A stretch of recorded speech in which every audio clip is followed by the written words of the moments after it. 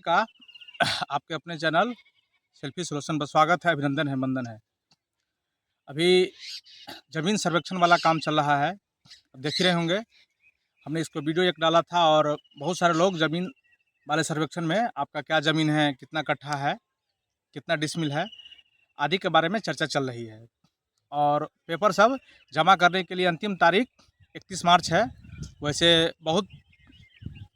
इसमें बहुत सारा संभावना है कि इसका डेट बढ़ेगा, लेकिन अगर आपके पास बहुत ज़मीन है, बहुत सारे मामले में ऐसे देखने को मिल रहा है कि आपके पास ज़मीन तो है, लेकिन जो ज़मीन के मालिक है, जो खेत के मालिक है, उनके पास बहुत सारा 4-5 पुश्तों से उसका बंटवारा नहीं हो सका है, या बहुत सारे कारण हैं जिसके पास उनका कोई ना कोई पेपर नहीं है। तो जब पेपर नहीं हो, यानी आपके पास ना रसीद हो, ना जमाबंदी हो, कुछ भी नहीं है, लेकिन अगर आपका ज़मीन है और आपके कब्जे में है, तो आप तत्काल अभी आप क्या कर सकते हैं, हम लोग इस वीडियो में ये बात सिर्फ चर्चा करेंगे कि आपके पास ज़मीन तो है, लेकिन बहुत कई पुश्तों से, कई वंशावली से आपका ज़मीन का बंटवारा नहीं हो सका है, या आपके पास कोई पेपर नहीं है, ना जमाबंदी है, ना खेसरा है, ना खाता है, आदि नहीं है। तो हम लोग क्या कर सकते हैं, तत्काल क्या करेंगे? तो अभी इसकी वीडियो में हम लोग इस मैटर पर एक बार चर्चा करेंगे। तो सबसे पहले, अगर आपके पास ज़मीन का कोई पेपर नहीं है, तो आपके पास जो ज़मीन है, जो उसका चौहद्दी है, उसको पहले एक बार देख लीजिए कि आपका चौहद्दी क्या है। लेकिन शर्त इतना है कि आपके पास आपका जो ज़मीन है आपके कब्जे में होना चाहिए। कब्जे का मतलब अभी आप उसको उसमें खेती कर रहे हैं, या आपका घर है, या फिर कोई हो, मतलब आपके कब्जे में ऐसा ज़मीन होना चाहिए। तो देखिए हम लोग क्या करेंगे। मान लीजिए कि आपके पास ज़मीन है, तो उसको चौहद्दी पहले आप देख लीजिए, चौहद्दी क्या है। जैसे देखिए इधर, देखिए यहाँ देख रहे होंगे, यहाँ देखिए ये दूसरे का किसी और का ज़मीन है, उधर दिखाइए, उधर देखिए गेहूं वाला खेत देख रहे होंगे, ये दूसरे का है। ये आप पता कर लीजिए कि बगल वाले जो है सो किसका है, उनको देख लीजिए। फिर ये इधर देखिए, बगल वाले देखिए गेहूं वाला, ये गेहूं वाले खेत है, उसको आप देखिए, ये गेहूं वाले खेत उसके किसका है, इस बार उसको पता करिए आप। फिर आप एक तरफ यहाँ से देखिए, ये एक बॉर्डर है, देख रहे हैं, ये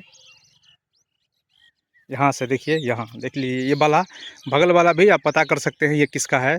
देखिए ये भी एक बार आप पता कर लीजिए, जो बगल वाले ज़मीन है सो किसका है। फिर देख लीजिए, यहाँ से भी आप देख लीजिए चारों साइड, यानी आपको जो हम दिखाने का प्रयास किए हैं, ये मान लीजिए मेरा खेत है, तो इस खेत के चारों साइड देख लीजिए, चारों साइड आप एक बार पता कर लीजिए या देख लीजिए जो किनका है।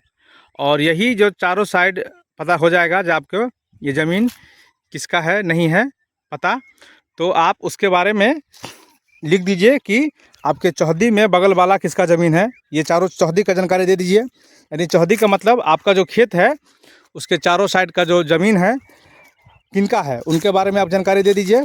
और आपके लिखित ये ज़मीन फन्ना आदमी का है, उनके पिता का नाम लिख के दे दीजिए।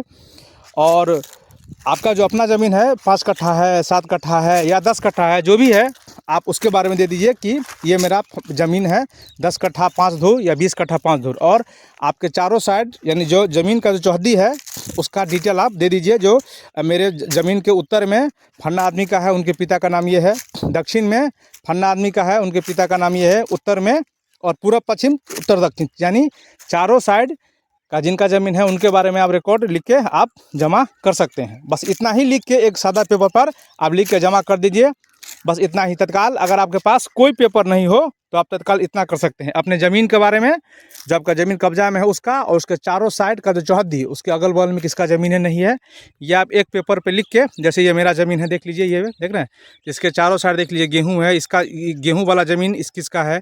फिर उसके देखिए, ये पश्चिम में है तो उसका किसके है, देखिए इसके बाद ये उत्तर में है तो उसका किसका है, ये देखिए फिर पूरब में है तो किसका है, और ये फिर पश्चिम में है तो किसका है।